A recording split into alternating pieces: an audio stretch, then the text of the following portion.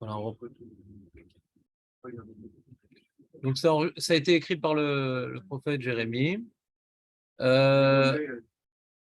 Et curieusement, hein, c'est pas écrit dans la Gemara qu'il faut lire ça à Tisha B'Av, hein, ni dans le Talmud Babli, ni dans le Talmud Yerushalmi. Mais il y a une braïta qui s'appelle Masechet Sofrim qui nous rapporte un certain nombre d'halachot qu'on doit accomplir dans la synagogue. Ouais, alors là-bas, elle en parle. Masechet Sofrim, c'est un texte qui a été écrit par les Géonim. C'est les sages qui étaient établis à Babel. Et c'est eux qui interprétaient le Talmud, qui tranchaient les questions d'halakha, hein, du 5e siècle de notre ère, jusqu'au décès du Rav Haïgaon en 1038. D'accord? Donc, eux, ils ont écrit un livre qui s'appelle donc Masechet Sofrim, qui est un compilé de Braïtot.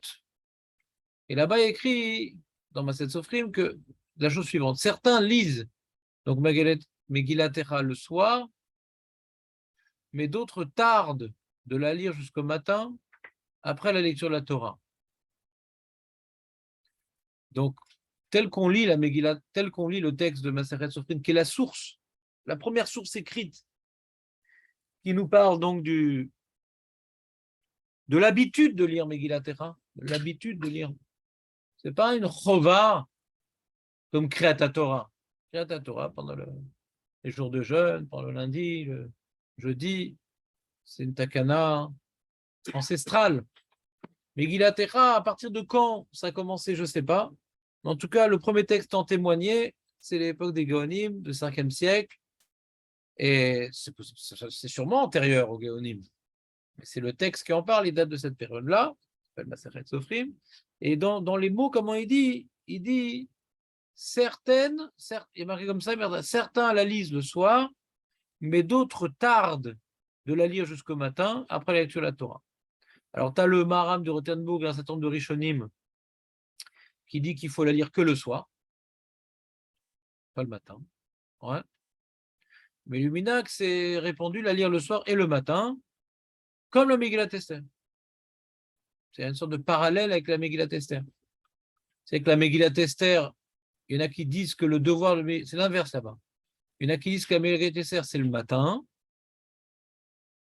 mais Chachamim, ils ont rajouté le devoir le soir, parce qu'il y a marqué Ayamim. Normalement, les mitzvot, on fait ça le jour, Ayamim. Donc c'est le matin. Toutes les mitzvot de Purim, c'est la journée, c'est pas le soir. Et la raison pourquoi on lit le soir égale à la Megillat Esther, alors, dans la Gemara, on a l'impression que c'est un peu une préparation pour le matin. Comme ça, le matin, c'est une révision. Et pourquoi c'est important de préparer la Megillat Esther? Parce que quand tu lis toute l'histoire, tu t'es remémoré toute l'histoire, quand tu recommences le matin et que tu vois le début, c'est comme l'a dit quelqu'un qui revoit un film. Il fait attention aux détails. Quand il connaît le film, depuis le début, j'ai pas fait gaffe à ça. Donc, pour bien comprendre le Nes de Purim, c'est bien de lire 2 fois. Comme ça, on est déjà plongé dans l'ensemble pour avoir un esprit synthétique quand on revoit les différents détails, ouais, de l'enchaînement des choses. Pour comprendre l'enchaînement, des fois, il faut tout voir. Et Echa, c'est pareil. C'est-à-dire, il y a toute une. Mais là-bas, c'est l'inverse. Là-bas, on sent que le devoir. Ah, t'as imprimé combien, David? Ben oui. Personne n'a réussi à imprimer. Ils se sont fait d'un.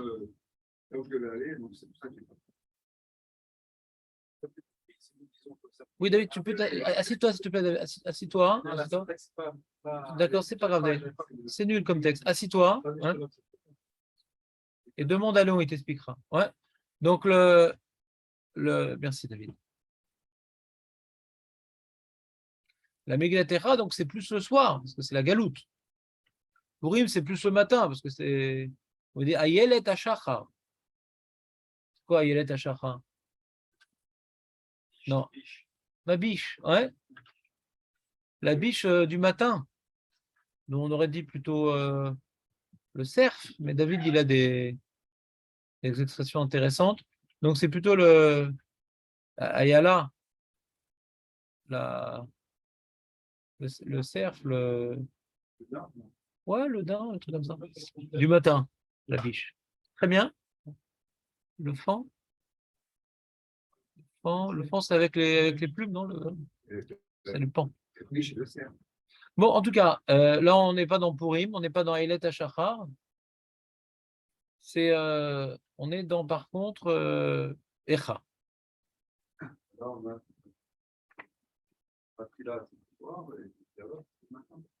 C'est ni les Khatrila ni le soir, c'est un minag. Ni les Khatrila. Non, c'est vraiment. Je suis vraiment pas d'accord avec toi. Non, c'est pas. Non. Non, non, non. Il n'y a pas une différence. Le mieux, c'est de faire le soir. Le matin, s'il y en a qui tardent. Ouais. C'est-à-dire, certains qui tardent, c'est qu'ils décident de tarder. C'est pas, certains ont raté. Quand tu parles de l'Eratri à la Bediavad, on pourrait comprendre de ce que tu dis une erreur, qu'il faudrait faire ça le soir, et si tu as raté, tu peux faire ça le matin. Et c'est pas ça qui est écrit. Non, c'est pas ça qui est écrit. Certains ont l'habitude de faire le soir, et d'autres tardent. C'est quoi tardent? Ils se retiennent de la lire le matin. C'est pas Bediavad. Ils décident de la lire le matin, alors que la logique, ce serait plutôt de le faire le soir. Ça s'appelle pas Bediavad, ça. Bediavad, c'est j'ai pas fait comme on m'a ordonné de faire, mais je suis quitte quand même. Donc la terminologie Bediavad n'est pas du tout adaptée à ce qu'on est en train de voir. Non, donc tu as voulu résumer le Masechet Sofrim avec des termes qui ne sont pas adaptés. C'est que. Non, mais je t'aime beaucoup, Jonathan, mais c'est pas adapté. C'est pas de ma faute, c'est pas adapté. Bediavad, c'est que j'aurais dû lire ça le soir, j'ai oublié. Tu as une question et la réponse n'est pas juste.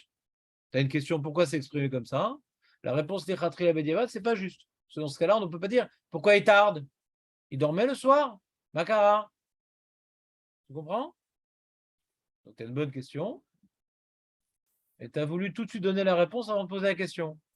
Et la réponse, par contre, elle n'est pas adaptée au mot de la Masechet Sofrim. Donc, c'est quoi la réponse? La réponse, c'est que la logique de la galoute, c'est toujours le soir. La galoute de Laïla, Yaakov qui incarne la galoute, on a vu que c'est Hachem lui parlait par le rêve, par le soulam. La nuit, c'est la galoute. D'accord?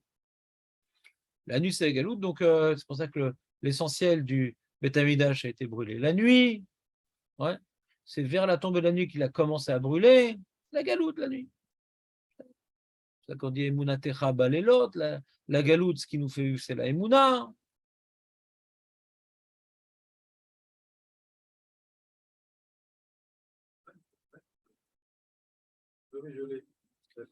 Et donc, qu'est-ce qu'on est en train de dire? Attends une seconde. Donc logiquement, c'est-à-dire, logiquement, si maintenant on voit que la Géoula, c'est le matin et que le devoir essentiel de Purim, c'est le matin, mais on fait aussi le soir, alors Icha, c'est l'inverse. C'est-à-dire, certains, ils font ça le soir, maintenant, ils tardent le matin. Pourquoi ils tardent de faire ça le matin?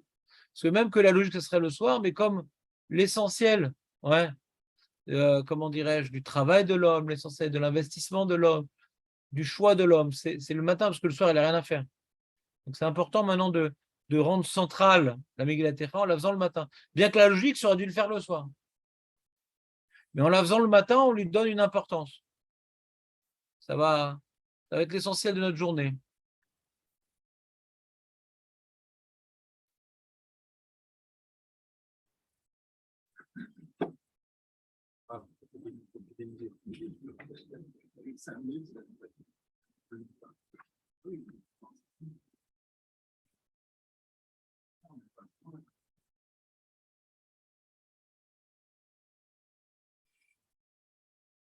La question qu'on peut poser sur Megillat Echa, hein, c'est-à-dire quoi Echa?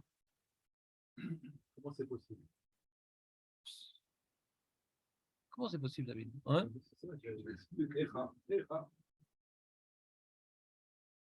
Pourquoi ça s'appelle comme ça? Comment c'est possible, Aurel?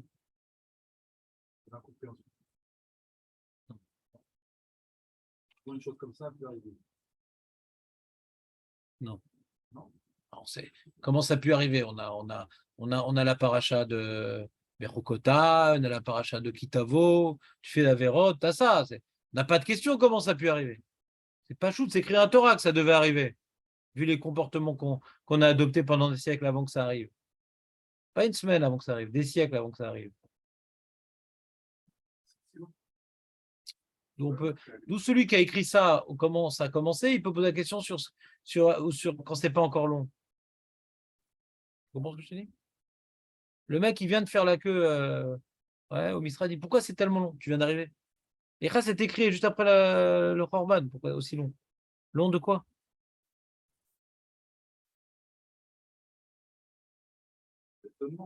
L'étonnement. Je t'écoute, Jonathan. L'étonnement de l'Echatrila ou Bediavad? Ouais. Voilà, Chazak. Le contraste. Comment le peuple élu est devenu sujet de dégoût? Comment cette ville, ouais, de pèlerins, de Gdoucha, de trucs. C'est-à-dire, nous, on est habitués. Enfin, de moins en moins. Mais les Juifs, avant 48, c'était habitués à la galoute. Les pogroms, les massacres, les exils, les trucs. On voit des synagogues, on voit des shalom. Mais eux, ils étaient, avec Irmia, c'est le premier Beth Amikdash qui a été détruit. Donc, ils n'ont jamais connu de galoute, quoi. L'homme Israël est né en Égypte. Et dès qu'Hachem les a pris d'Égypte pour les amener en Eretz Israël, ils n'ont jamais connu de galoute. Il y a eu des hauts, des bas, mais ils n'ont jamais connu de galoute. Ils n'ont jamais vécu ailleurs qu'en Israël. Il peut y avoir des guerres, des trucs. Mais le temple de Salomon n'a jamais bougé, quoi. Et Pitom, après toutes les mises en garde des prophètes, après. Oh, un cahier, Aurel. Ouais, après toutes les mises en garde des prophètes, des trucs. Pendant des siècles, faites gaffe. Vous délirez. Hachem, truc. Ils n'ont pas écouté. Et il est arrivé quelque chose que personne n'envisageait. Je donne un exemple, c'est comme personne n'envisageait le corona avant qu'il arrive, ouais. Enfin, vous comprenez ce que je veux dire? Si on te parlait du corona avant le corona, on dit, bah, comment c'est possible? On a la technologie, on a des médecins, on a des trucs. Une épidémie, en 2 mois, on trouve un truc, Vénigmar pour. Combien de temps ça nous lâche pas? Alors, on s'y fait, c'est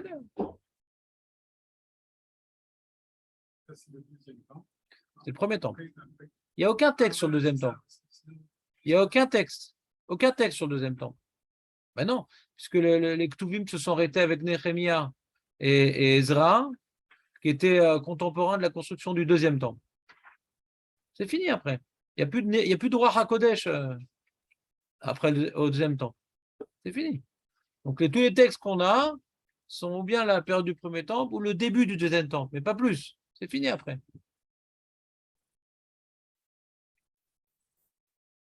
Même Hanouka, l'Onitan Likatem, même Hanouka, il n'a pas été écrit le miracle. Il n'y a plus de Ruach HaKodesh qui permet d'écrire. Donc Hanouka n'est pas écrit. Pour oui, parce que c'est la fin du. C'est entre le premier et le deuxième. Au début du deuxième, il y a les derniers écrits. Au milieu, tu as Daniel et tout. Et au début du deuxième, tu as Ezra, Nehemia et Divrei Yamim, qui est une rétrospective de tout l'ensemble, Divrei Yamim. Mais c'est tout. Après, il n'y a plus de texte, il n'y a plus de névoie. Ils te battent là à névoie. Il n'y a plus de névoie.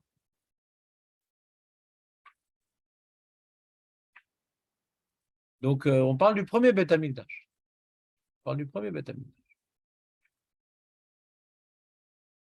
De toute façon, les jeunes que nous faisons aujourd'hui sont plus liés au premier Beth Amikdash qu'au deuxième.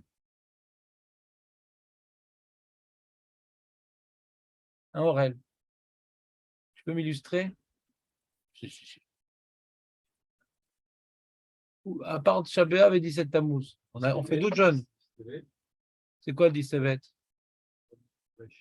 De. Chaque fois, tu me dis cette réponse, David. Ça fait maintenant 10 ans. Ouais?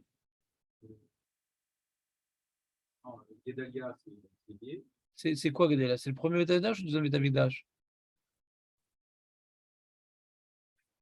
Oui. Tu dirais oui, d'accord. Oui. Léon, vas-y. Après, c'est Aurel, dans l'ordre alphabétique. Comment? C'est le premier ou le deuxième? Zach. Aurel, premier. Jonathan, troisième. Qui dit mieux? Quoi, attends, vous faites le jeûne de Guédalия, vous ne savez pas de quoi ça parle? C'est-à-dire, Ici, c'est le général juif qui a été tué par c'est pas un général, c'était le gouverneur. le gouverneur. Il n'y a pas d'armée. Et à cause de ça, il y a Mais eu il a été nommé par qui là-bas? Hein? Qu'est-ce qu'il a, Marco? Je me demande, Spécialiste de ces questions. Mais il est où, Marco? Sibérienne. Il reste encore là-bas? Combien on peut se laisser? Richard et Tion, On peut pas rester très longtemps. On peut pas rester longtemps au sauna. Je sais pas comment il fait. Bah, attends, au sauna, le téléphone, il s'abîme. Hein. Les amis, Guédalia. Elle écrit d'où cette histoire de Guédalia?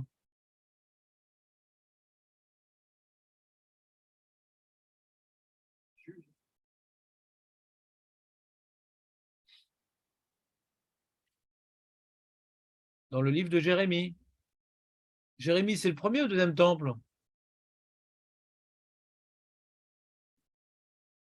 Voilà. Non. Après la destruction. Ah, tout à fait, ouais. Tout à fait. C'est le prophète, c'est Echa. C'est lui qui a écrit Echa. C'est le témoin du Khorban. C'est lui qui a menacé l'âme Israël. Ouais. On a fait une Haftara la semaine dernière, non? On a fait une Haftara. Il dit que Hachem, il a envoyé, il ne voulait pas et tout, mais dis-toi, tu es prédestiné depuis les entrailles de ta mère. Truc, en mal à saute. Il ne voulait pas. Il savait qu'il allait annoncer le Khorban et que l'âme Israël n'allait pas faire tchouva. Et il s'est battu pour essayer de les réveiller, mais il y avait les faux prophètes derrière qui cassaient tout son travail. Et les gens, ils aiment bien écouter. Vous inquiétez pas, tout ira bien, vous inquiétez pas. Non, c'est que des menaces, c'est que des trucs. On en a vu d'autres, comme avec Chamberlain et Laval, et les Allemands et tout. Non, ça va passer, c'est un problème diplomatique. On va noyer le poisson.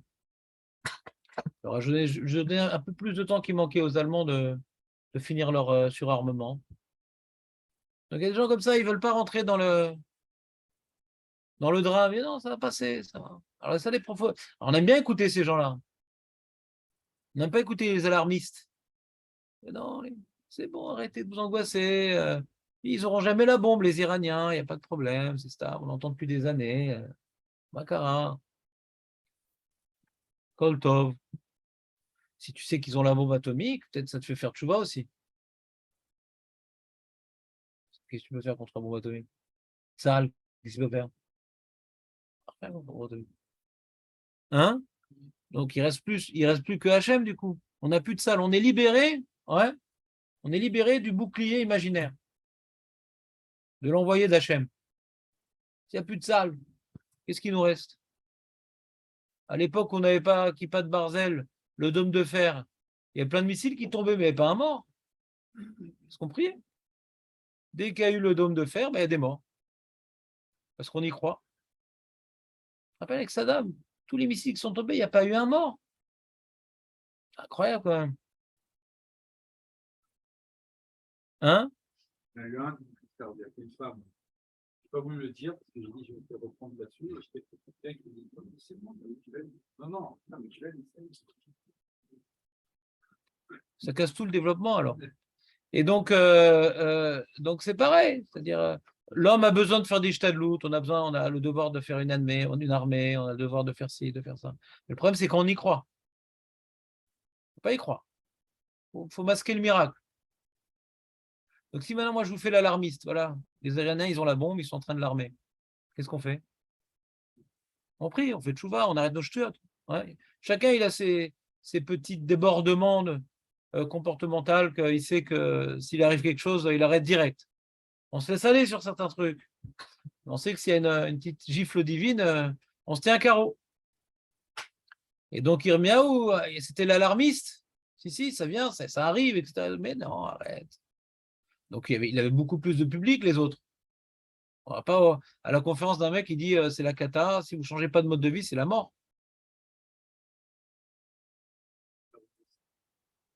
Hein?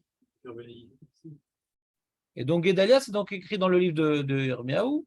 Je vous fais un petit peu d'histoire, c'est dommage. C'est que après donc la destruction du temple, Nabu, Ouais, qui était pas, qui était moins méchant que Titus quand même. Il y avait une certaine émouna en Hachem, il a eu un salaire pour ça, etc. Ouais. Il savait que c'était Hachem qui a permis de remporter ces. Parce que c'était le truc imprenable, Jérusalem. Tout le monde savait que Dieu était là-bas, qu'il n'y avait rien à faire, quoi. Il se rappelle très bien, tout le monde se rappelait très bien l'armée de Sancheriv qui s'était tenue devant Jérusalem, qui était des centaines de milliers, qu'on n'était rien devant eux, et que le matin, il s'est réveillé, Hiskiah, ils étaient tous morts. Tout le monde, les gens, ils n'oublient pas un truc pareil. C'est il n'y a pas si longtemps, quoi. C'était 100 ans avant en abus. Ça marque les esprits, c'était la plus grande armée de l'époque. Donc, quand maintenant il y avait comment dirais-je, les Juifs qui étaient qui payaient le tribut aux Babyloniens, qui ont décidé d'arrêter de payer, etc. Nabu dit qu'est-ce que je vais faire? Je vais me battre contre eux. Mais alors Hachem, il a dû envoyer des signes à Nebuchadnezzar pour l'encourager à faire cette guerre, parce qu'il ne voulait pas. Hachem lui a envoyé des signes du ciel, tirer des flèches, aller tous vers Jérusalem. Agman nous raconte les signes. Il avait peur. C'est pour ça aussi que quand tu as des nissim et tout, après tu dis c'est bon, on s'est habitué aux nissim. C'est vrai qu'en Israël, on a beaucoup de nissim.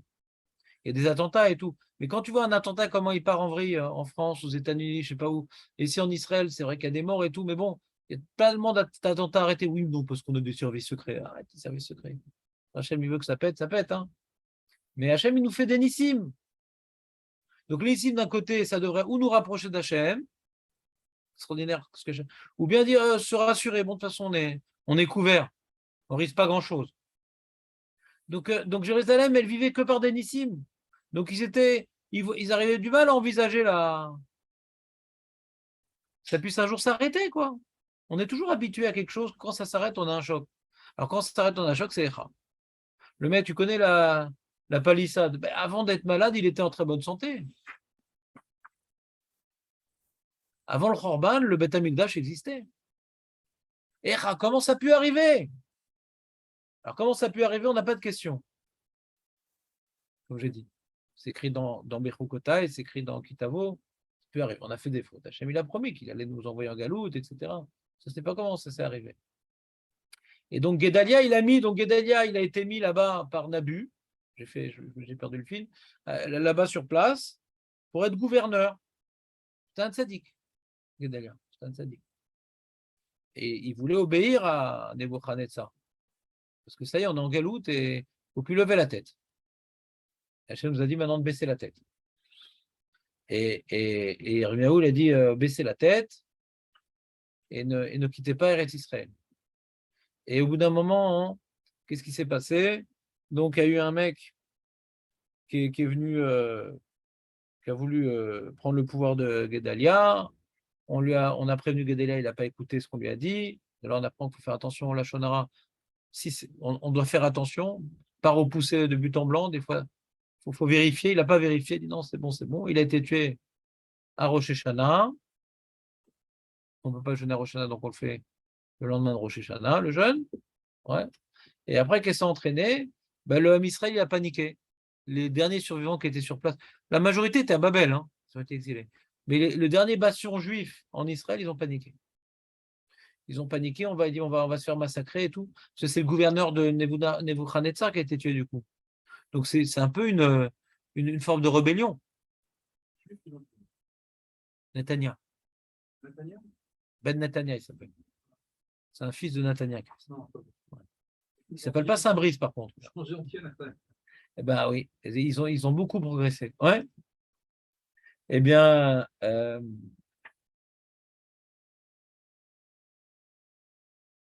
il dit il faut absolument qu'on parte en Égypte se réfugier. Parce que c'est un pays puissant, l'Égypte, qui était un peu à l'époque les concurrents de Babel.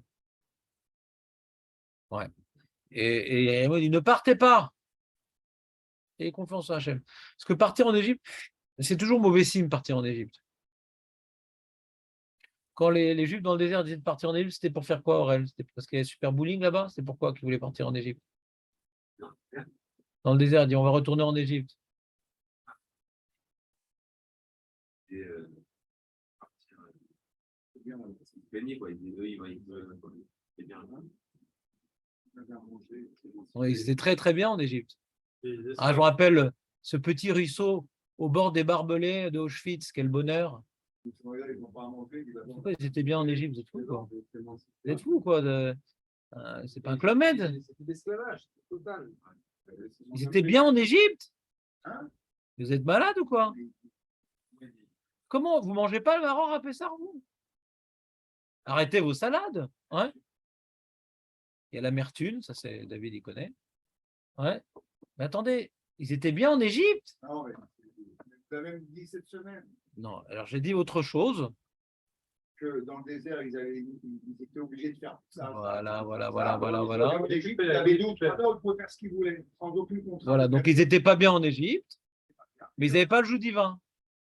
Non, mais c'est pas pareil de dire ils sont bien, et les 2-3 heures où ils ne sont pas torturés, ils peuvent penser à des bêtises sans être punis, c'est pas la même chose. Ça ne s'appelle pas qu'ils étaient bien en Égypte. C'est qu'ils n'avaient pas de joug divin. Donc retourner en Égypte, c'est un peu abandonner le joug divin. C'est ça que je veux vous dire maintenant. Alors, il m'a dit, vous n'allez pas en Égypte. Dans la Torah interdit de revenir en Égypte. Ça représente l'abandon du joug divin.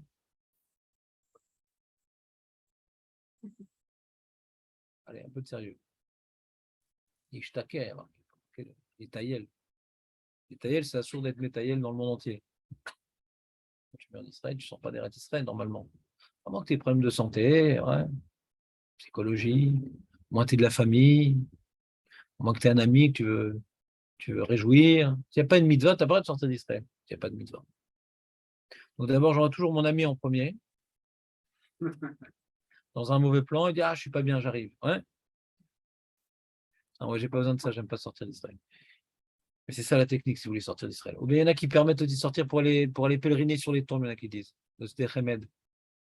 D'aller à Ouman, sous les bombes. Ouais. Je suis sûr qu'il y en a qui vont y aller. Je suis sûr. Ils baissent pas les bras. Et pourquoi ils baissent pas les bras? Parce que les bras se lèvent. Ouais. Donc il y en a qui. Faut noter que pour ça. Ouais. Revenons là-dessus. Donc Guédalia, il est mort. Pourquoi il y a un jeûne? C'est le dernier bastion d'Eretz Israël. Donc c'est la fin de la galoute. C'est la fin. On est au fond du puits. Il y a d'abord le siège, c'est le Distevet. Pas des Romains, des Babyloniens.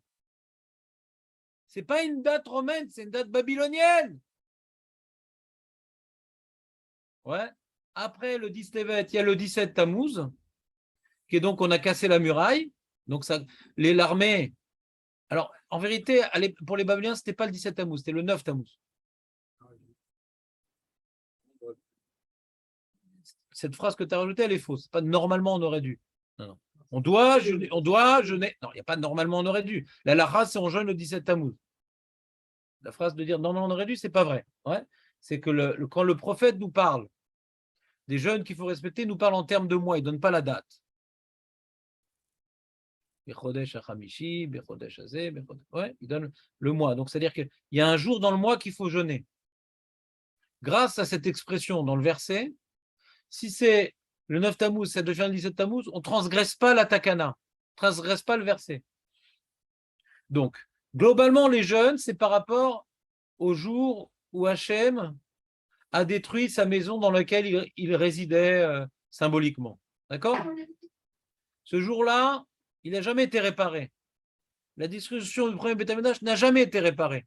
Même quand on a construit le deuxième Beth Amikdash, ce n'était pas comme le premier. Le Yerushalmi nous dit que les 10 miracles relatés dans Pirkei Avot ne se réalisaient que dans le premier Beth Amikdash et pas dans le deuxième Beth Amikdash. Les mouches, il n'y avait pas de mouches, il y avait les gens quand ils se prosternaient, il y avait de la place pour tout le monde. Et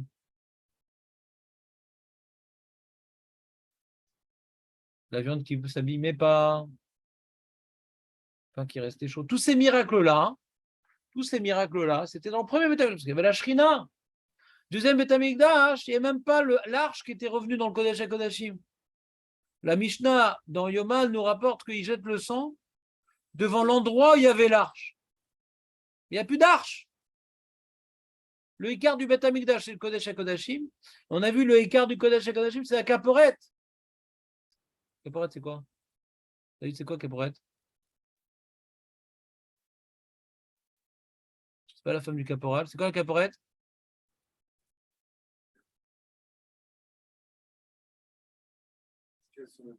Non, n'aide pas tes camarades. Laisse-les souffrir en silence. Ouais. Aurel, c'est quoi la Caporette? Tu cherches dans ton cahier? Mais non, mais attends, t'as déjà été au garage? Le capot. Quand tu as le capot relais, tu vas au garage, ouais? C'est le capot. Caporette, c'est le capot du moteur du Beth Amikdash. Le moteur du Beth Amikdash, c'est les louchot. Et le capot du moteur, c'est la caporette. Facile, je vous ai... Pourquoi je fais tellement de jeux de mots? Pour qu'il reste quelque chose quand même. Si, bien sûr. Ouais. Ouais, c'est bon, remarqué. Donc, c'est bon ou pas, Jonathan? Il n'y a même pas de... Il y a même pas... Il y a marqué que le roi, comment il s'appelle le roi Yeshaya? Le roi Yeshaya, il a été gonèse. Pas Garge les gonèses. Il a été gonèse. Il est venu enterrer l'arche. Parce qu'il savait qu'il allait détruire le Beth Amikdash pour pas qu'il vienne la souiller. Elle est enterrée. Donc cette histoire de... Ils disent que dans le Vatican, il y a l'arche. Non, je ne pensais pas l'arche. Non, c'est la Ménorah qu'ils disent. Pas l'arche. L'arche, il n'y a pas. Il n'y avait pas, il n'y avait pas. Il n'y a pas l'arche. Comment tu veux qu'ils aient l'arche? Alors c'est vrai, une fois on a trouvé dans les mains d'un prêtre et tout, un journal qui s'appelle l'Arche, mais c'est tout ce qu'ils ont comme arche. Ils ne sont pas, normalement. D'après ce que la Mishnah nous apprend. On fait confiance à la Mishnah. Comprenez ou pas? Donc de quoi j'étais en train de vous parler? Que donc les jeunes liés à la Galoute sont liés au premier Beth Amikdash. Que la Ashrina a décidé de nous quitter. Elle n'est pas revenue avec le deuxième Beth Amikdash. Elle n'est pas revenue. Parce que ce n'était pas vraiment une Géoula, la deuxième Beth Amikdash. Pourquoi ce n'est pas vraiment une Géoula? Jonathan, un peu d'histoire avant Echa. Pourquoi c'est pas vraiment une Géoula, le deuxième Beth Amikdash? Comment on est revenu pour reconstruire le deuxième Beth Amikdash? Non, comment on est revenu? Ouais, Ezra Rishona, comment on est revenu? On a gagné une guerre, le Mashiach nous a sauvés. Comment on est revenu pour construire le deuxième Beth Amikdash? Dis-moi, qu'est-ce qu'il a fait Charles Martel? Vous savez ce qu'il a fait Charles Martel?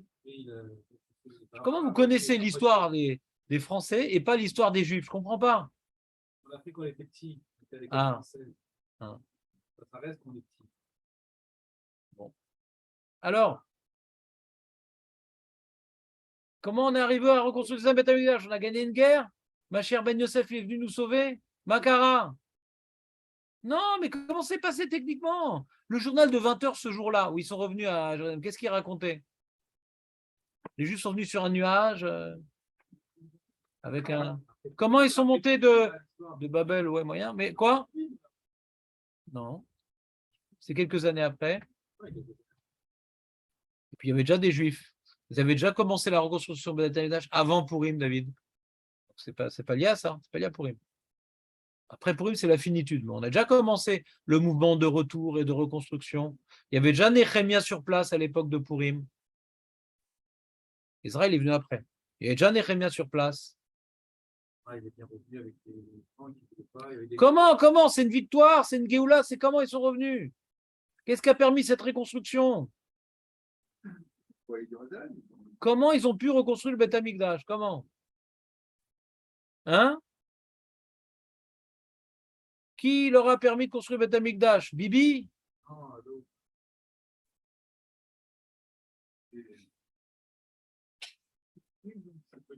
Après Purim, tout à fait. Il y en a qui disent que le fils d'Esther, c'est Marloquette. C'est celui qui a reconstruit le deuxième Beth Amikdash 100 ans avant sa destruction. Qu'est-ce que vous voulez savoir? Pas ça. Comment ce deuxième Beth Amikdash, si on dit deuxième Beth Amikdash, c'est une Géoula, il faut voir comment elle est venue cette Géoula. Il n'y a aucune Géoula. C'est le roi de Perse qui nous a permis, en nous imposant que les fondations soient en bois, pour que s'il y a une révolte, il brûle le temple. Super Géoula. C'est lui l'architecte du temple. C'est lui l'architecte, c'est pas Hachem l'architecte du temple. C'est pas Shlomo. C'est le roi de Perse qui veut que les fondations soient en bois pour brûler en cas de révolte. Ce quand la Gemara dit, ah, Darius, comment tu dis que les Goïm, ils sont Chesed Leumim Khatat, comment tu dis que même quand ils font du bien, ouais, ils sont intéressés, méfie-toi d'eux. Ah, pourtant, on a Darius qui nous a reconstruit le Beth Amikdash. Je dis, ah, mais tu vois, lui, pourquoi il a construit les fondations en bois? Il a toujours une petite idée derrière la tête. C'est l'exemple. Je ne crois pas que c'était un bon celui-là. Et il y avait une porte là-bas, il y avait une porte du Beth Amikdash où ils ont dû graver la ville de Shushan. Ça s'appelle Shar Shushan. Tellement on était subordonné aux Perses. Tu te rends compte ou pas? C'est comme si maintenant on construit le Beth Amikdash et on doit mettre la photo de Trump sur une des portes. Quel rapport? C'est pour Dieu, c'est pas pour les Perses. Non, il fallait qu'une porte, on ait dessiné, on ait gravé la belle ville de Suse, pour que cette porte s'use moins vite que les autres. Ça, c'est une Géoula, ça. C'est d'ailleurs ce que la Gemara, elle dit. Elle dit, pourquoi on ne fait pas le Halal à Purim? Une des réponses est...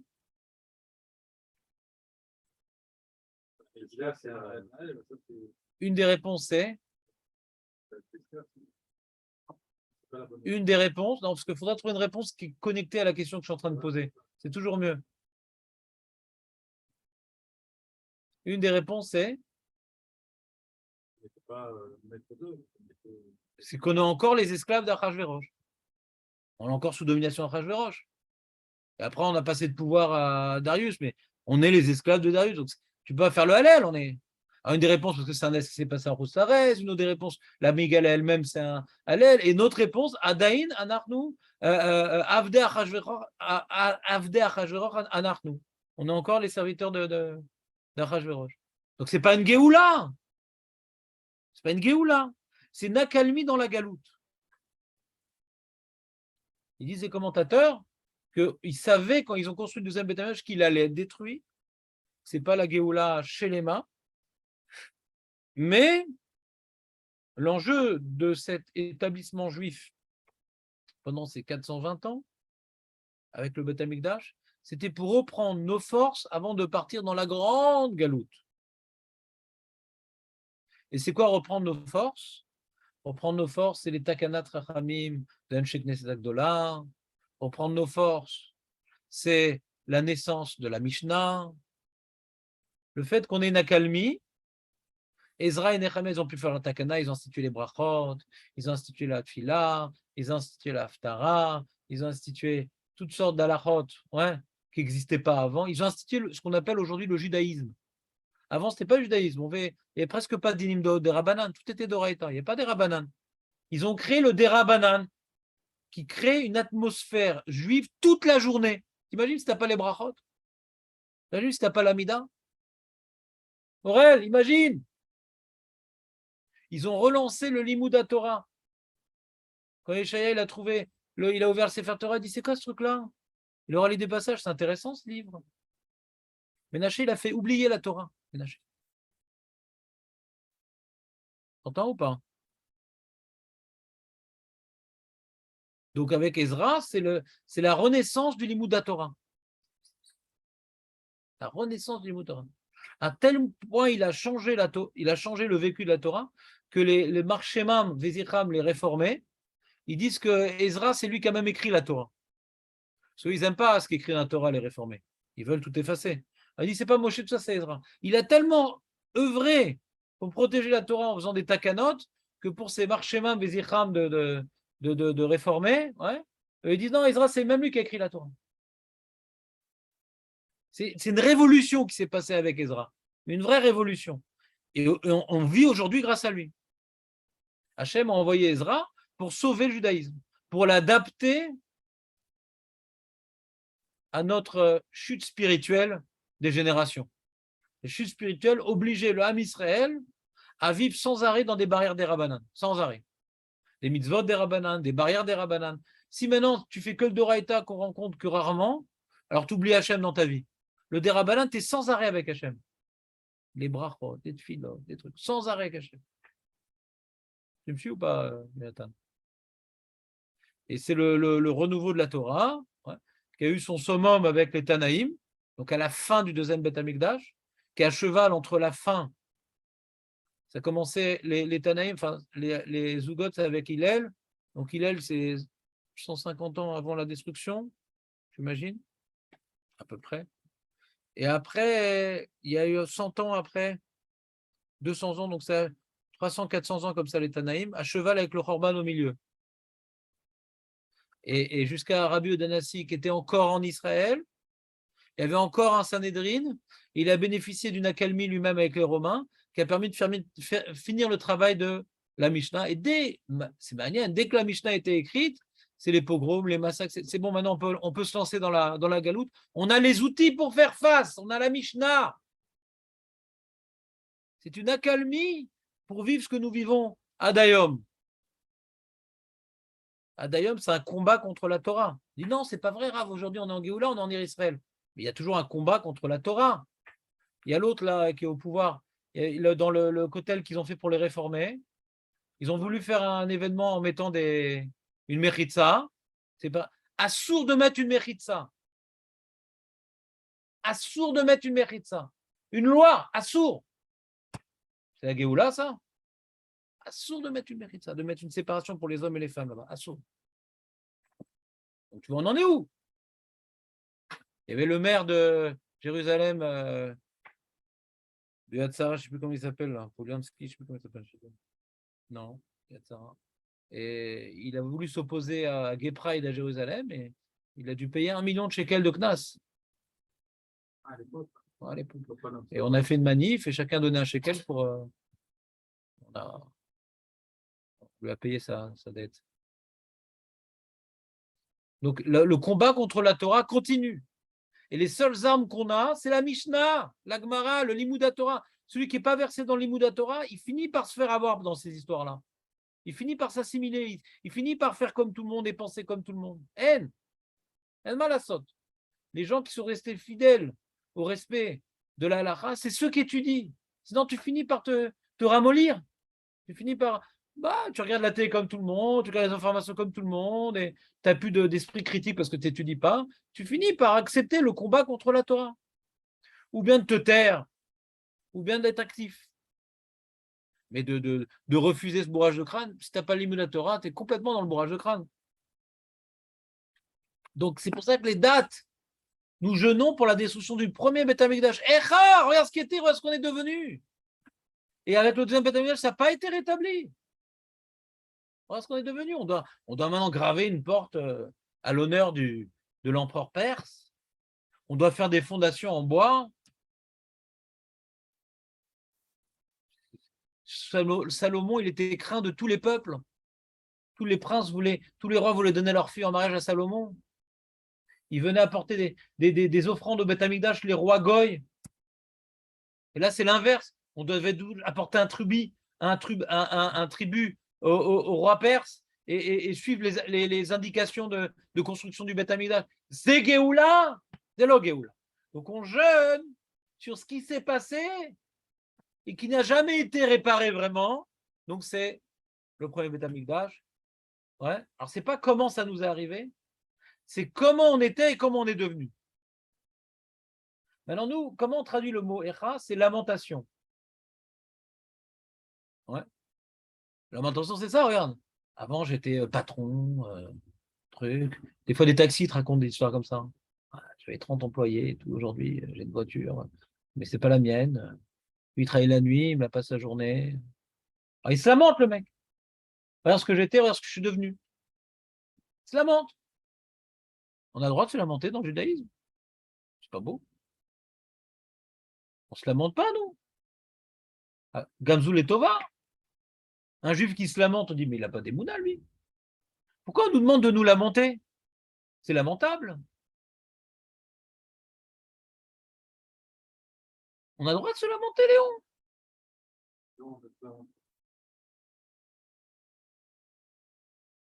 Aurel, on a le droit de se lamenter ou pas? Et non, voilà. Je t'écoute, Aurel. Ce jour-là, on se lamente. Alors,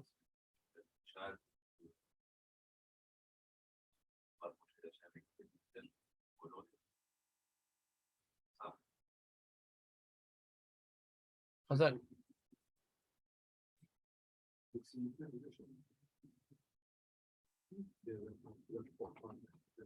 Le but, il y a un des buts de Tcha B'Av, il y a plusieurs buts. Tcha B'Av, c'est plusieurs, il y a plusieurs, comment dirais-je, notions à intérioriser à Tcha B'Av, mais une des notions intériorisées, qu'on va voir, je ne sais pas si on aura le temps, dans la Megillat Techa, c'est qu'on doit reconnaître que ce n'est pas les Babyloniens qui ont détruit le Beth Amikdash. Attention.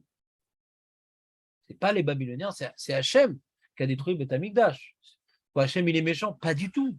Hachem, il n'a pas eu le choix. Pourquoi? C'est nos avérotes qu'on a tressées autour de notre cou. On a tressé des avérotes autour de nos coups, ouais, qu'ils ont tellement pesé qu'on n'avait plus de force pour se battre. On s'est autodétruit. Ça s'appelle un suicide spirituel. J'imagine, je vais donner un exemple.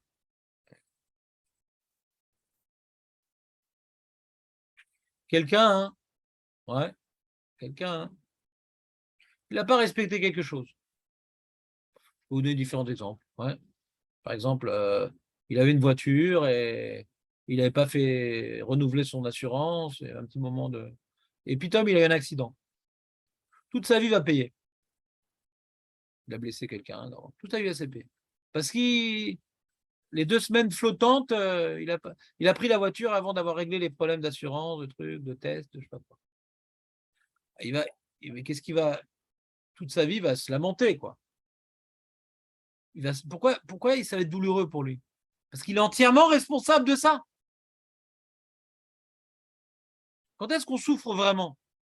Quand il nous arrive des trous, quelqu'un maintenant, il mangeait bien, il faisait du sport, nanana, puis Tom, il chope une maladie, qu'est-ce que tu veux? Ah, mais Nachamaim, il souffre sans en souffrir, moralement. Mais si quelqu'un il fumait comme un pompier, et puis Tom, il s'attrape un truc, là, allez-nous, dans le poumon, ouais, il peut dire quel abruti j'étais. Je me suis entraîné ce truc-là. Le mec qui a pris sa voiture sans l'assurance et qui va toute sa vie payer, ouais, alors il souffre pas parce qu'il paye, parce qu'il aurait pu éviter ça.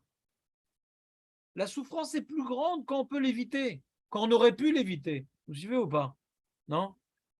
Des fois, on fait des trucs et on se mord les doigts. C'est moi qui ai fait ça, mais quel abruti! Pourquoi j'ai fait un truc pareil? Alors, des gens, des fois, ils ont entraîné leur propre divorce, des fois, ils ont entraîné d'être en froid avec leurs enfants, des fois, ils ont entraîné. Il y a des drames comme ça dans la vie parce qu'ils ont adopté un mauvais comportement. Alors, ils souffrent plus d'être responsables de ça que de la chose elle-même.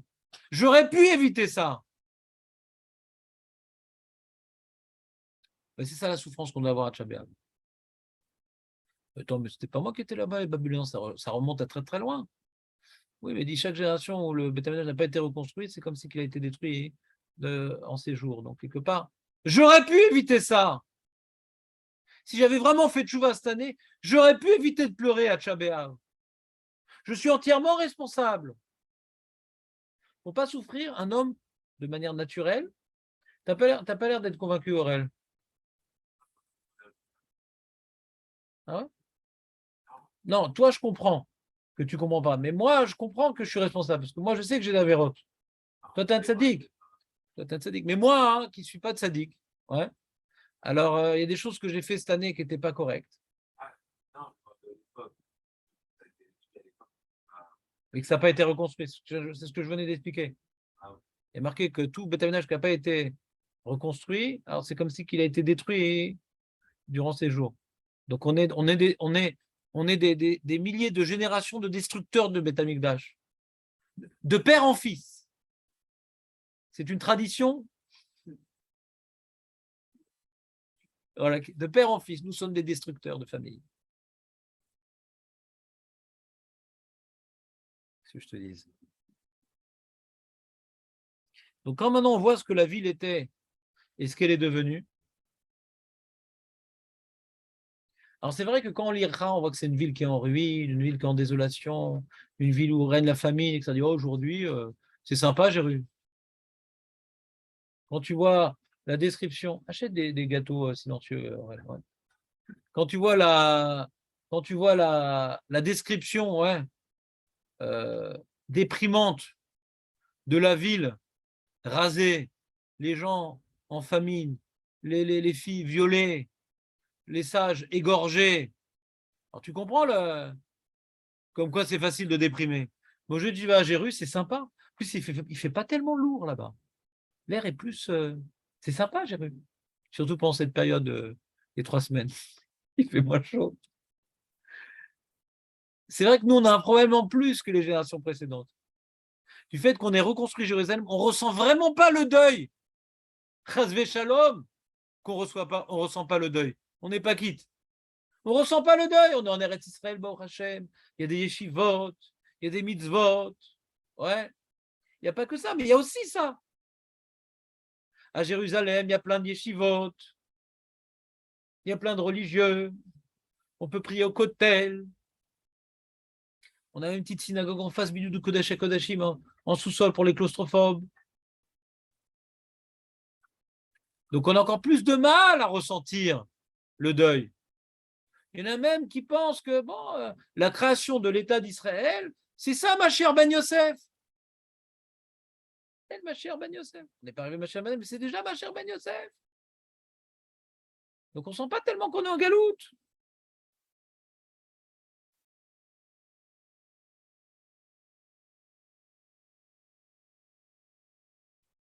Donc c'est encore plus dur pour nous. Tu sais, les Ashkenazim, Jonathan, sont très marmérim dans les lois de deuil de ces 3 semaines. Parce qu'ils étaient sans arrêt dans la souffrance, eux. Donc eux, ils prenaient au sérieux Tcha B'Av. Ils savaient que le tikkun qu'ils pouvaient faire à Tcha B'Av, ça allait leur sortir des galères interminables. Alors, c'est pas que les Juifs Faradim, c'était le bonheur. Ouais. Il y a eu des périodes difficiles, mais pas autant que les Ashkenazim. Ils ont bien morflé, les Ashkenazim.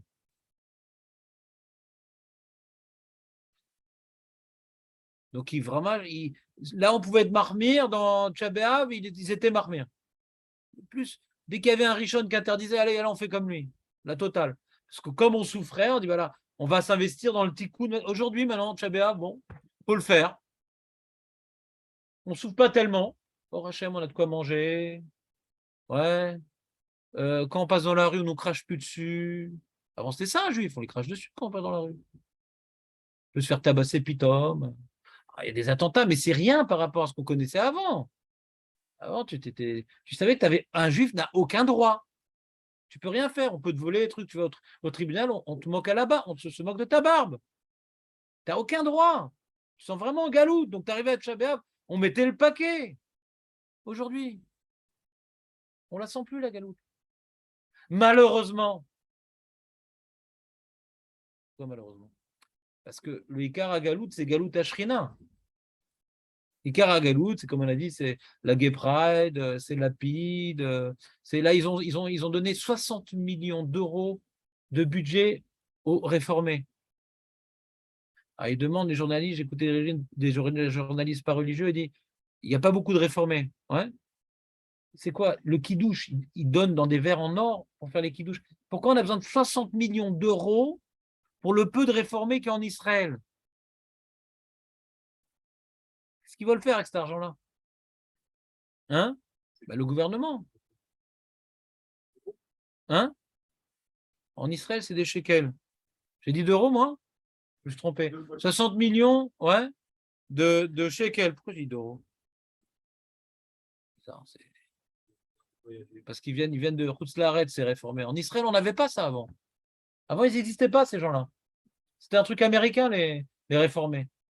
Et ça se développe un peu, à cause de Lapide et ses copains. Ouais, ça se développe un peu. Mais ils n'avaient aucune force. L'Israël, ça ne les intéresse pas. Pourquoi ça ne les intéresse pas? Pourquoi ça intéresse les Américains, ça n'intéresse pas les Israéliens? Les Américains vivent entre goy. Alors, ils veulent être hilonymes entre juifs. Donc, ils créent une synagogue réformée. On est hilonymes, on est entre juifs. En Israël, de toute façon, on est entre juifs. On n'a pas besoin de réformer.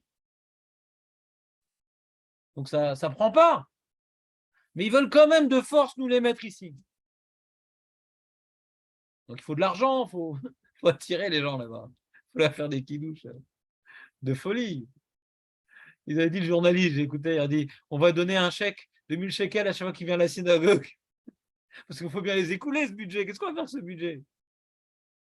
Donc, nous, on ne ressent pas la galoute. On ne ressent pas la galoute parce qu'on est égocentrique. On ne nous crache pas à nous sur le visage, mais on crache à la Torah. On crache sur la Torah en Israël. Elle n'est pas respectée, la Torah. Il y a un pourcentage de gens qui se battent pour qu'ils puissent avoir des transports en commun Shabbat, pour permettre les mariages d'homosexuels. On crache sur la Torah. C'est ça, la galoute. Que les goïms veulent ça, je veux bien, mais en Eretz Israël, Eretz HaKodesh. C'est ça la galoute. Donc il y a ici un grand Yetzera de nos jours, où comme personnellement je ne ressens pas la galoute, ouais, donc je ne me sens pas concerné, donc il y a un enjeu ici de l'Echem Shamaim, de ressentir la galoute, l'Echem Shamaim, sentir que Hachem et ses valeurs sont bafouées. Alors que moi personnellement, bon Hachem, je veux restaurer avec ma femme, ouais. C'est pas comme en 48, je peux me promener à Tel Aviv sans qu'on me crie dessus parce que je suis religieux. Aujourd'hui, ça va, il y a des gens qui me font la tête, mais je peux faire abstraction, tout va bien, je suis bien en Israël. Personnellement, je suis très très bien. Moi, je suis très très heureux en Israël. Mais quand je regarde les valeurs divines qui sont bafouées, je devrais sentir un tsar. Et ça, il y a un travail à faire. De sentir ce tsar, que la terre, le seul endroit au monde qui doit maintenant incarner les valeurs divines, c'est là où il y a des gens qui se battent, qui ont encore plus de News qu'ailleurs, qui se battent pour qu'il y ait encore plus d'idées révolutionnaires qu'ailleurs. Et bien, c'est à Tcha B'Av qu'on va pouvoir faire capara de toute cette année-là, on n'a pas ressenti le problème parce qu'on était heureux de vivre en Israël. C'est important d'être heureux de vivre en Israël pour y rester et pour fonder des maisons ici. C'est important d'être heureux en Israël. Mais il ne faut pas oublier le projet. Le projet, c'est pour que la Géoula, elle puisse venir véritablement et que les valeurs d'Hachem soient respectées dans ce pays plus que nulle part ailleurs.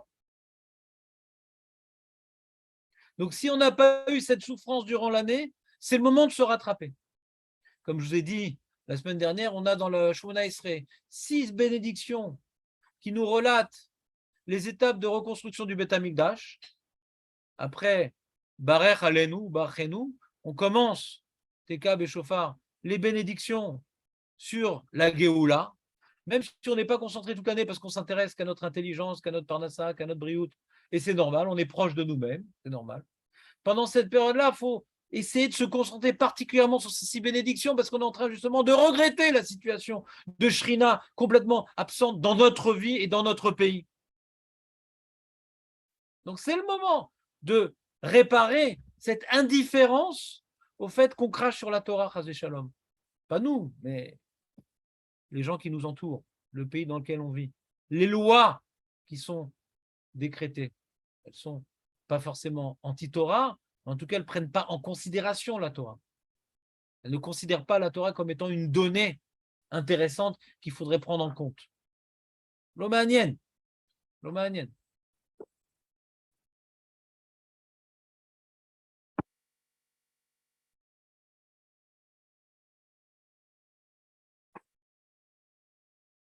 Revenons à notre développement.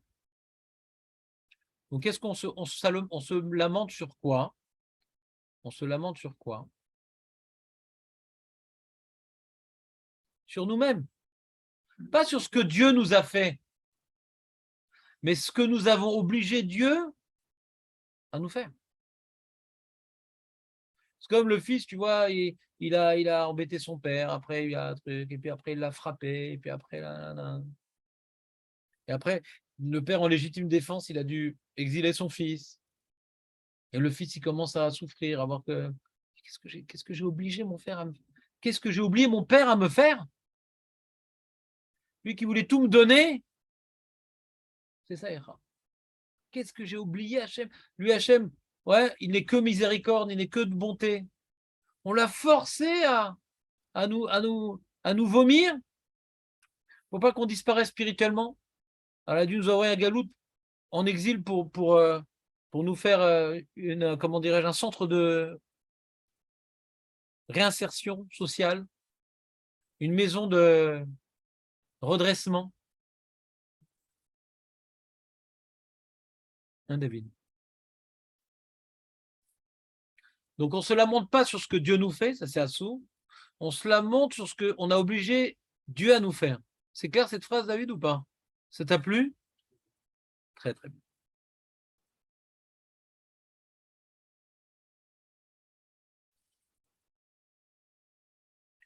Donc, j'ai résumé un peu en 3 points. J'ai résumé donc peu en 3 points ce qu'on doit intérioriser dans cette période et dans Megillat Techa. On doit prendre conscience de ce qu'on était et ce qu'on est devenu. Donc, la gloire du passé, la déchéance actuelle, de ce que nous étions, de ce que on est devenu. Du Meurav, ça va aujourd'hui? Non. Avant, on était comment dirais-je, l'exemple de spiritualité, l'exemple de le peuple élu. Aujourd'hui, c'est quoi? On est ceux qui vendent des armes, ceux qui font du high-tech et des médicaments au cannabis. Ça, c'est ça Israël. C'est pas ceux qui donnent la morale et ceux qui. Ouais. Tellement on n'est pas là pour donner la morale, ouais, qu'on a critiqué à juste titre Lapid d'avoir fait la morale à Poutine. C'est vrai que ce qui fait Poutine, c'est moral. Donc, normalement, le rôle du Ham Israël, c'est de faire la morale à ce genre de gens. D'accord? Mais comme nous, on n'est pas irréprochable non plus, donc il est un peu débile, le mec. Ouais. Mais nous aussi, on a des trucs qu'on veut cacher. Ouais. Donc, on n'est pas arrivé à l'époque où le Ham Israël pourra être l'exemple et faire la morale aux grands. Aujourd'hui, on est là pour faire profil bas et survivre. Entouré des géants, il faut survivre. Donc, on n'est pas arrivé, on n'est pas en Géoula, on n'est pas là pour faire la morale. On n'est pas le peuple référence. On est un petit peuple qui va survivre en faisant des compromis, bien entendu. Donc, premièrement, prendre conscience de ce qu'on était et ce qu'on est devenu. Deuxièmement, méditer. Ouais. Qu'est-ce qu'a pu, ouais, qu'est-ce qui a pu entraîner un truc pareil?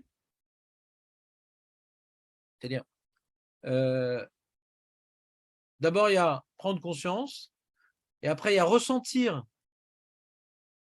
Ressentir. Donc, après avoir pris conscience qu'on était, ce qu'on est devenu, on doit ressentir maintenant le drame dans lequel on est plongé. Après avoir fait le constat, on peut ressentir le drame. Le mec, il s'est habitué à payer chaque mois celui qu'il a renversé en voiture. Et quand il réfléchit ce qu'il aurait pu ne pas payer et ce qu'il paye, alors ça le fait souffrir. On préfère faire abstraction. C'est pas grave, c'est Mitel Shamaïm, etc. Je devais payer cet argent aussi, je paye dans ça. Nathan, on s'endort dans les keynotes. Ouais? Pas dans mes Megillah. Tu pries avec les Sfaradim pour Tchabéav? Quand est-ce que tu pries avec les Ashkenazim? Hein? Ah, tu pries avec les Sfaradim pour Tchabéav? Tu vas sentir mauvais, non?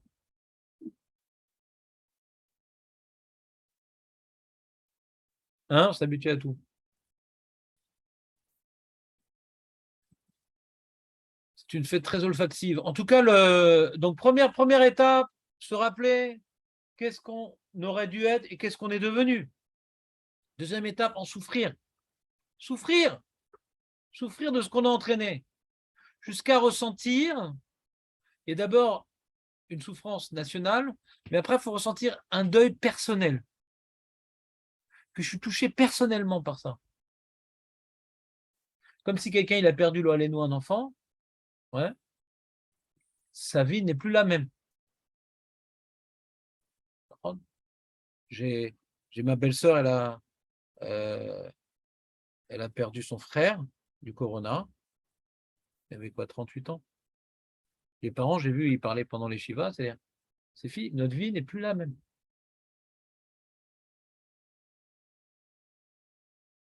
Est-ce que c'est comme ça qu'on doit parler? Est-ce que c'est vrai? Anilodem, en tout cas, c'est comme ça qu'on ressent les choses. Allez-nous. Donc, normalement, si on a bien intégré le deuil, on a bien compris ce qu'on était, ce qu'on est devenu, on devrait ressentir que notre vie n'est plus la même. Après Tchabéav, on doit se renforcer les batteries, sentir qu'il y a un manque énorme.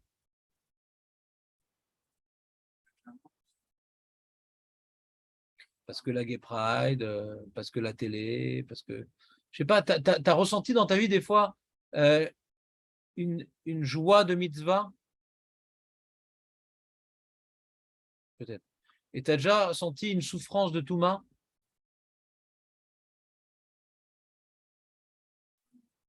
Moi, mais non, pas avant, Attends. c'est la nuit. Non, des fois, tu as fait une Avera, tu te sens vraiment pourri de ta race. D'accord. Des fois, tu as fait une Mitzvah, tu te sens super heureux. D'accord. Donc, ce sentiment de super heureux qui est rare, ce sentiment de pourriture de ma race qui est malheureusement fréquent, il est lié à Galout. On est attiré vers le bas. On est entouré de pourris, même s'ils sont innocents, mais ils ont un mode de vie pourri. Même s'ils ne le font pas pour le mal, mais ils ont un mode de vie pourri. Les femmes, comment elles s'habillent, les gens, comment ils parlent. Jonathan, 25% des effectifs en train de partir en miettes. C'est dur maintenant. Là, pour moi, c'est dur. C'est Echa, ça endort. Non, non, pas du tout. Il a gardé le quoi? Et alors? Il se lève la nuit. Mais le père, le fils ne veut pas avoir un père, ouais, qui n'est pas un combattant. Ouais.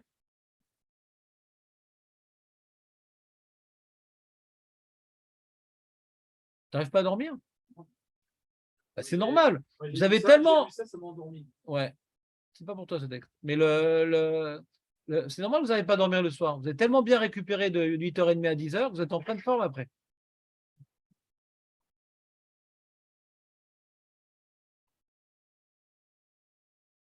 Ah, il n'a pas aimé Bernard.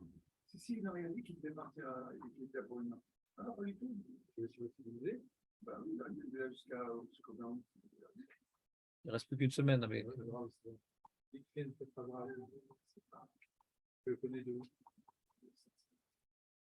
C'est quoi son nom de famille? C'est quoi son nom de famille? Comment ça? Tu connais juste Bernard? C'est terrible. C'est terrible de connaître que le prénom. Surtout s'il s'appelle Bernard, c'est terrible de connaître que le prénom. Aurel, tu veux que je parle moins fort? J'ai l'impression que tu es en train de plonger toi aussi. Vous voulez que je vous donne un petit quart d'heure là de. J'ai l'impression d'être une ganénette, ouais, une anti-ganénette. La ganénette, elle est là pour endormir les enfants. Moi, je lutte contre leur sommeil. Je suis l'anti-ganénette. Quelle terrible destinée. Faire Gezel Shena, c'est ça mon métier. Je fais Gezel Shena. Purée.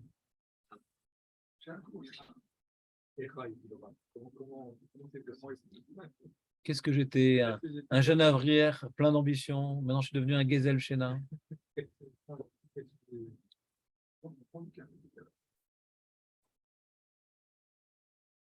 Ah, le calcaire, qu'est-ce que c'est bon.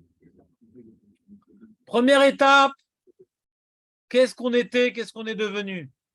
Prendre conscience. Ah, mais moi, je n'ai pas connu Sarah. Bah, étudie la Gemara, regarde ce qui se passait à l'époque du Beth Amikdash, regarde les Nissim, regarde les Tzadikim, regarde et quand il faisait tchouva, il arrivait là-bas, il faisait tchouva, sa prière était exaucée au Beth Amikdash. Ouais. Extraordinaire, là, tu dois pleurer, le mec, on doit lui couper un bras pour être Mechaper, le mec. Qu'est-ce qu'il ne faut pas faire pour être Mechaper dans Averot aujourd'hui? Qu'est-ce qu'il ne faut pas faire pour faire tchouva? Au Beth Amikdash, Aurel, on a porté le bouc émissaire, ça a effacé toute la Averot, même si je n'ai pas fait tchouva, sauf Karet et Mitat Beddin. Du calcaire. T'es arrivé à Yom Kippour, nickel, chrome le mec. Bon, les fautes Ben Adam Chavero, fallait demander pardon. Shabbat, truc, c'est carré, donc c'est embêtant. Nida, je parle pas des grosses avérotes. Les avérotes que nous on fait, quoi. Avérotes que nous on fait, je sais pas moi. On a regardé des choses qu'il fallait pas regarder, on a pensé des choses qu'il fallait pas regarder, c'était l'akha, on l'a pas bien fait, etc. Tu arrives après Kippour, nickel chrome. Là, aujourd'hui, après Kippour, qu'est-ce que tu as? Tu as fait tchouva, t'es nickel. Tu n'as pas fait tchouva, zéro. Tu n'as rien fait à Kippour. Rien fait. Tu as fait tchouva, rien fait. Comme Kippour, Mechaper, Erim à tchouva. La tranche là. La Gemara, Rambam, Shulchan Aruch. Rien fait. Rien ne se fait sans bosser. Avant, il y avait des aides. Le Beth Amikdash, c'était une aide. Là, on galère. Des avérotes sur lesquelles on lutte depuis des années. des mauvaises habitudes, on n'arrive pas à changer, on se sent lourd, on traîne un boulet de canon.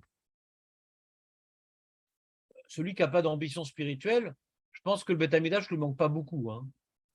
Le Beth Amikdash, c'est avant tout un speed d'Avodat Hashem, un booster d'Avodat Hashem. Le mec qui ne veut pas faire d'Avodat Hashem, ouais, un mec qui veut comprendre la Torah, il a du mal. Quelqu'un qui veut se renforcer dans ses midot, qui a du mal. Quelqu'un qui veut maintenant travailler sur la Gdusha, il a du mal. Celui maintenant qui est frustré, qui est embêté, parce qu'il n'arrive pas à avancer, alors lui, il pleure sur le Khorban. Mais le mec qui veut kiffer ses concerts mélangés, qui veut kiffer tous les kiffs et tout du Olam Hazé, il n'a pas forcément envie que le Beth Amikdash revienne, quoi.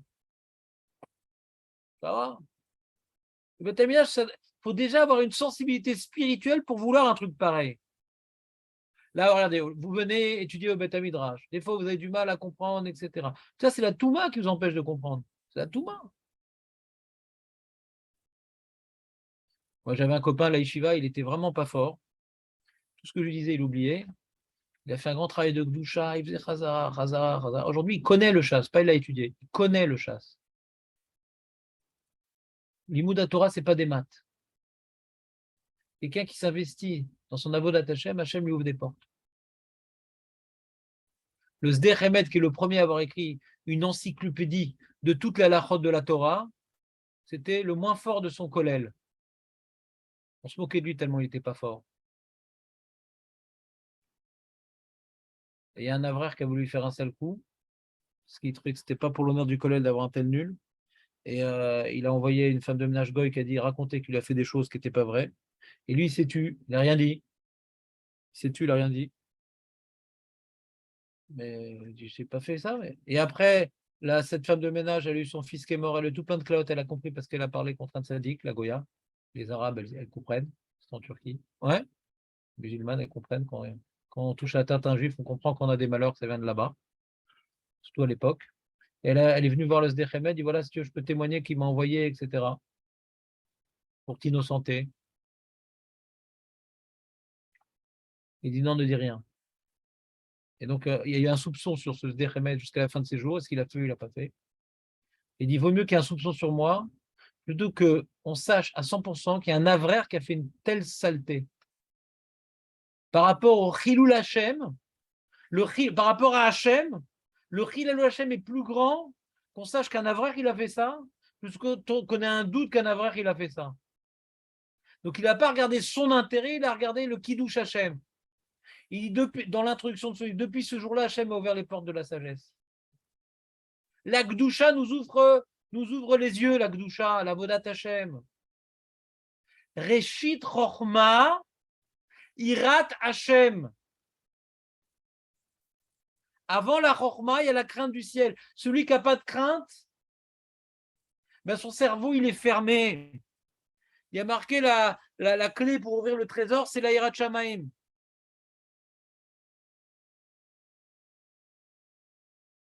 Reshit Chochma, Irat Hashem. Donc celui qui vous venez les matins, vous battez pour comprendre, avec la Gdusha du Beth Amikdash, avec la Gdusha de votre Avodat Hashem grâce au Beth Amikdash, t'arrives, putain, demain je vous pose des questions, oui, alors il y a Rashi, il y a Tosfot, il y a ci, il y a ça, nanana, direct, boum, boum, boum, boum, direct. Mais Merav, moi j'étais nul en chol, mais lui aussi était nul en chol. Mais la Gdusha entraînée qui connaît le chasse, que c'est, on va dire, 100 000 fois plus dur que le bac.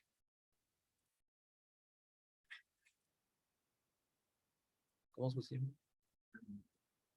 Hein? Voilà, très bien.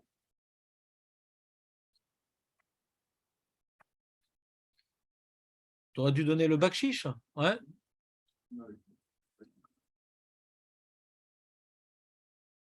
Qu'est-ce que t'as, David? Bah, il perdait pas son temps. Il a préféré se tenir au courant. Tu comprends ce que je te dis ou pas? Est-ce que ça te manque, la Gdusha?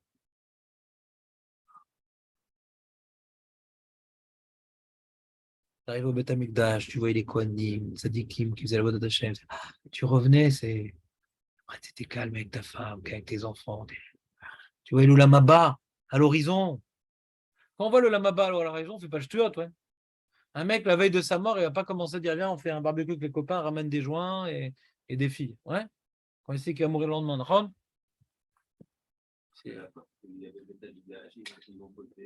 alors ça, j'ai expliqué ça. Mais je vois que j'arrive pas à vous transmettre le message. J'ai expliqué que pour profiter du bétaminage, il faut s'y préparer. Parce que c'est pas avoir des murs jolis. Hein. C'est je me rends devant Hachem, je rentre devant Hachem. C'est comme quand on rentre à la maison, il faut se préparer à ça. Si tu ne te prépares pas, la femme commence à se plaindre, les gosses commencent à hurler, tu leur mets des baffes. Un tir groupé. Quand je reviens du boulot, je suis crevé. Seconde, laissez-moi 2 secondes. Non, non. Sache qu'ils t'attendent pour te prendre la tête, pour aller pleurnicher leur journée. Donc, quand tu t'es préparé, oui. Ah, oh, misken. Psst. La classe, le mec. La classe. Il faut se préparer. La classe, il faut toujours se préparer. Il ne peut jamais être la classe quand tu débarques, Pitom. Jamais. Tu es toujours pris de vitesse. Tu te prépares à un mariage. Pourquoi je veux un mariage? Qu'est-ce que je dois tirer de là-bas? Qu'est-ce que je dois donner là-bas? Je vais à la tfila. Pourquoi je vais à la tfila? Qu'est-ce que je dois réaliser là-bas? Je vais à Tchabéav. Qu'est-ce que j'attends là-bas, ce qu'on est en train de faire? Chaque chose que tu prépares, c'est différent, Nahon. Parce qu'on est toujours pris dans notre cordon ombilical. On est toujours étouffé par le cordon ombilical. Qu'est-ce qu'il y a? J'ai l'impression que c'est très bien qu'on vienne 1 heure et demie comme ça le matin, et qu'il faut passer beaucoup plus de temps pour avoir plus de discours dans ce sens-là, parce que le faire 1 fois par mois, ok, tu me l'as dit, mais ça ne pénètre pas. De quoi tu parles? Qu'est-ce que je t'ai dit? Non pas d'avoir la crainte du ciel, mais de sentir que le bête amigdage vous manque. J'arrive pas à voir ça. Le bête amigdage me manque. Il y a des comportements dans tes midotes que tu regrettes, que tu aimerais ne pas avoir. Tu aimerais les améliorer, tu as du mal, tu vois que ça met des années. Ben, c'est le genre de choses, quelqu'un qui a des ambitions spirituelles et qu'on a marre de traîner la patte, qu'on a marre que ça mette des années, qu'on a marre de faire de la peine autour de lui, qu'on a marre. Alors la voda du Beth Amikdash, c'était un booster énorme, énorme. Et donc on pouvait avancer dans. Quand on dit on attend que le Mashiach vienne, il y a marqué pourquoi, qu'est-ce qui se passait comme Mashiach? On continuera à travailler, qu'est-ce qui va se passer? C'est qu'on aura un booster dans la voda Hashem. Et c'est pour ça qu'il y aura Triatametim. Il y a des gens, des tzadikim, qui vont revivre cette période-là. Pourquoi? Pour pouvoir emmagasiner des mitzvot. Mais c'était tzadikim. Non. L'emmagasinement de mitzvot, quand il y aura le Beth Amikdash, est incomparable des tzadikim pendant l'Inquisition. Mais attends, l'Inquisition, ils ont tenu bon, les mecs. C'est fort. Ils ont tenu bon, mais ils ne sont pas épanouis spirituellement. L'épanouissement spirituel, on ne l'a pas. Notre Torah, on survit. C'est une Torah de survivance qu'on a. De lutter contre ci, de lutter contre, de ne pas être influencé par ci. Mais on ne s'épanouit pas. On est toujours dans le combat. Ouais. Pour donner la chance à tout le Ham Israël qui n'a pas vécu l'emmagasinement de mitzvot de la période du Beth Amikdash, vivre avec leur corps et de faire plein de mitzvot pour avoir un grand lamaba. C'est une préparation lamaba, l'imot HaMashiach. Au lamaba, on n'obtient que ce qu'on a. Donc Hachem va les faire revivre, ouais, pour vivre cette période-là où c'est facile de faire des mitzvot. Il y a quand même un Yetzer Hara, mais c'est plus facile. Pour avoir un grand lamaba, Hachem, dans sa bonté, il va donner un grand lamaba. Donc il fait revivre pour eux. Et nous, ça traîne. Le Shalom Bayit, c'est compliqué. Le Chinuch Iladim, c'est compliqué. Le travail, c'est compliqué. Le limoud, j'ai pas la tête au limoud, j'ai la tête ailleurs. Je ne peux pas me concentrer, il faut que je m'endorme. Pendant mon travail, je ne m'endors pas. Pendant le jour, je m'endors. Comment c'est possible?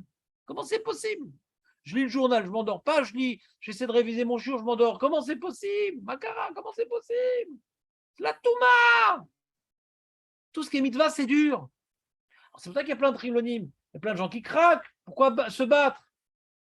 C'est difficile de ressentir un épanouissement spirituel. Donc il y a des gens qui lâchent. C'est un combat de rester dans la Torah et les mitzvot. On est des survivants de la galoute. Sachez-le. On a un grand mérite. Parce qu'on le fait alors qu'on n'a pas véritable. On est plus dans le regret, j'ai mal fait, j'ai mal ci, j'ai mal ça. On est plus dans le vidouille que dans le. On n'a pas la vie douillée.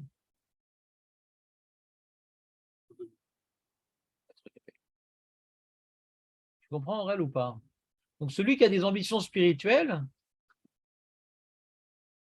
il peut sentir la souffrance de nos jours. Tu discutes avec des gens, comme mon beau-père me racontait qu'à Marrakech, par exemple, la génération de ses parents, lui, sa génération, c'était déjà plus le cas, c'était déjà la chute. La génération de ses parents, ils avaient des commerces, les juifs là-bas, l'un en face de l'autre, et ils discutaient Gemara. On discute Lapide, Bennett, le gaz, le Liban, le truc. Tu es dans une atmosphère où il n'y a que la Torah. L'atmosphère, le Rav, il passe et tu sens que comme si que tu as gagné au loto, tu as vu le Rav, tu as pu lui parler, le tzaddik. Ils avaient une proximité aux mitzvot. Ça les remplissait. Aujourd'hui, on fait les mitzvot, c'est un combat. Est-ce que vraiment ça nous remplit les mitzvot? Alors, il y a des gens que oui, parce qu'ils sont en fin de combat.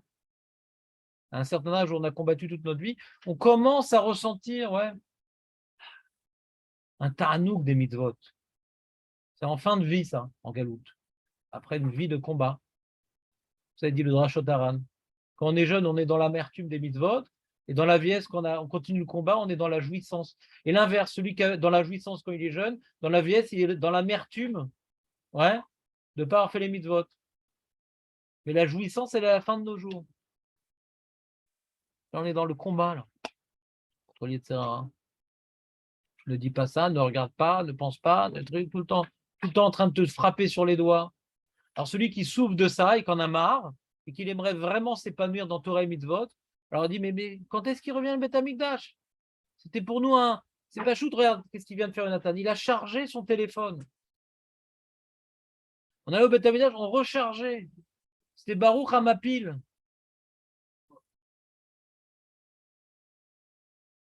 Des fois, on ressent un petit peu ça, Yom Kippour. On a un peu rechargé les batteries. On ressent un petit peu une argacha. Et c'est pour ça que la fête, mais ça Martha Bechagara, c'est Kutsukot. Pourquoi il y a tellement de grande simcha à Sukkot?